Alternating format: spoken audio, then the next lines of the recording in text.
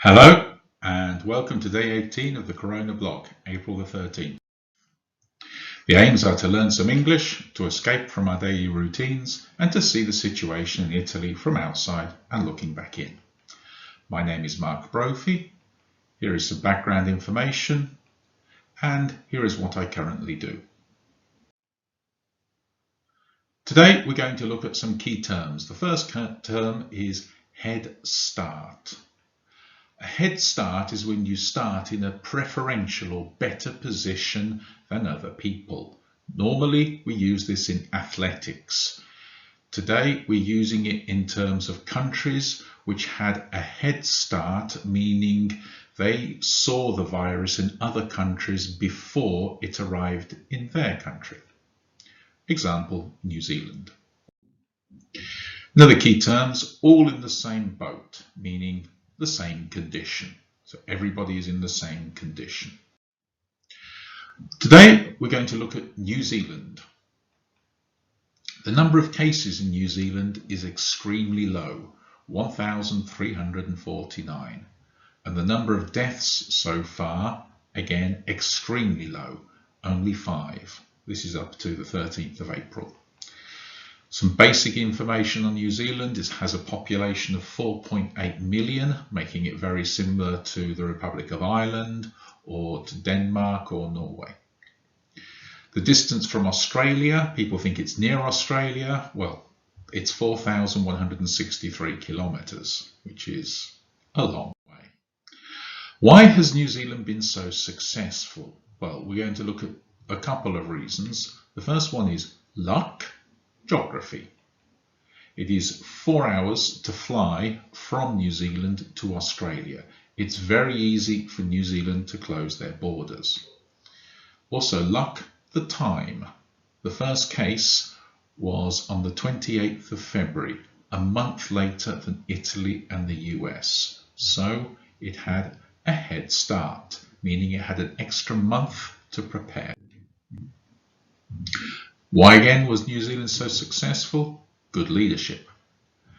Jacinda Ardern is the name of the Prime Minister.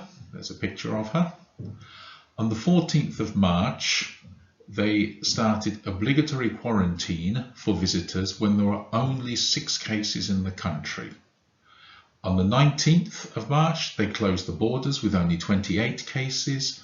And on the 23rd, they had a lockdown, full lockdown with only 102 cases, far fewer than in many other countries.